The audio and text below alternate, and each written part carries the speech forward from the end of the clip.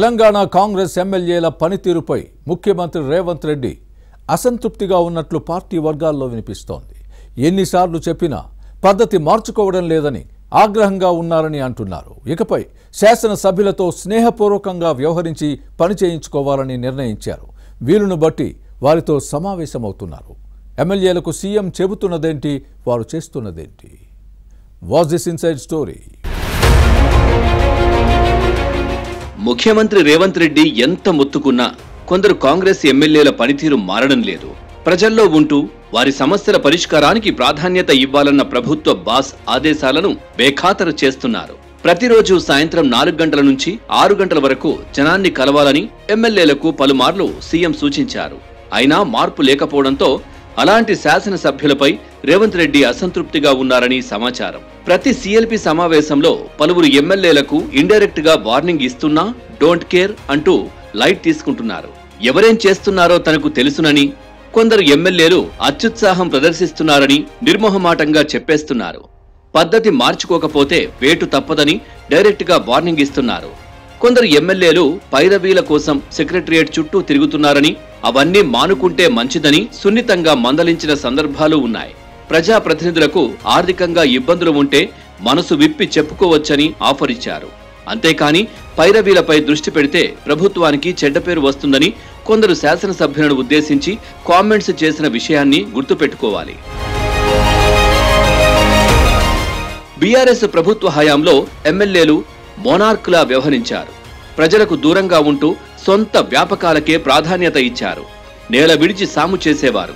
దీంతో ప్రజాక్షేత్రంలో పట్టుకోల్పోవడంతోనే గత ఎన్నికల్లో ఓడిపోయిన విషయాన్ని ముఖ్యమంత్రి రేవంత్ రెడ్డి పదే పదే గుర్తు చేస్తున్నారు. కాంగ్రెస్ శాసనసభ్యులు అలాంటి తప్పులు చేయకూడదని హితబోధ చేసినా సీరియస్ గా తీసుకోకుండా సైలెన్స్ గా ఉంటున్నారు. అలాంటి నాన్ సీరియస్ బ్యాచ్ పై సీఎం ఆగ్రహంగా ఉన్నారంటున్నారు. ప్రభుత్వం అమలు చేస్తున్న అభివృద్ధి సంక్షేమ పథకాలను ప్రజల్లోకి తీసుకువెళ్లి విపక్షాల విమర్శలకు కౌంటర్ ఇవ్వాలన్న ఆదేశాలను కూడా లైట్ తీసుకోవడంపై ముఖ్యమంత్రి కోపంగా ఉన్నట్లు పార్టీ వర్గాల్లో వినిపిస్తోంది. ఇటీవల ప్రారంభించిన పేదలకు సన్నబియ్యం పంపిణీ, ఇందిరమ్మ ఇళ్ల పథకంపై శాసనసభ్యులు సరిగా ప్రచారం చేయకపోవడాన్ని సీఎం తప్పుపట్టినట్లు సమాచారం.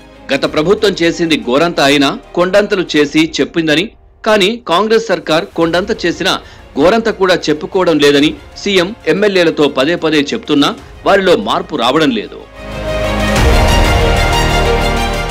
ఎమ్మెల్యేల మౌనం హస్తం పార్టీతో పాటు ప్రభుత్వానికి ఇబ్బందులు తెచ్చిపెడుతోందని ఇంటెలిజెన్స్ విభాగం నివేదించినట్లు సమాచారం.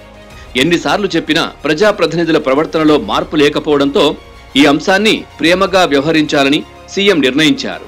ఈ నెల 1 నుంచి వీలును బట్టి పార్లమెంటు నియోజకవర్గాల వారీగా ఎమ్మెల్యేలు, ఎంపీలు, ఎమ్మెల్సీలు ఓడిపోయిన అభ్యర్థులతో సమీక్ష నిర్వహిస్తున్నారు. ఎమ్మెల్యేలందరితో 1-to-1 సమావేశం అవుతున్నారు. నియోజకవర్గ సమస్యల పరిష్కారం కోసం జిల్లాల వారీగా ఎమ్మెల్యేలకు సమయం ఇస్తున్నారు. తాను ఇస్తున్న స్వేచ్ఛను ఎమ్మెల్యేలు వేరేలా అర్థం చేసుకుంటే ఇబ్బంది పడేది మీరే అని సీఎం రేవంత్ తన పద్ధతిలో చెబుతున్నారు.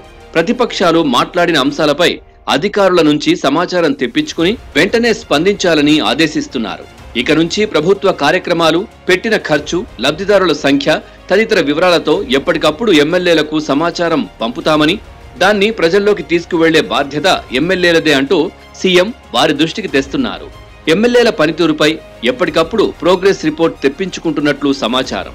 ప్రభుత్వ పథకాల గురించి నియోజకవర్గాల్లో ప్రజలకు తెలిసేలా వాల్ రైటింగ్స్, పోస్టర్స్, హోర్డింగ్లు ఏర్పాటు చేయాలని, తాను పర్యటించే సమయానికి చెప్పిన విషయాలను అమలు చేయాలని రేవంత్ రెడ్డి ఆదేశించనున్నట్లు సమాచారం.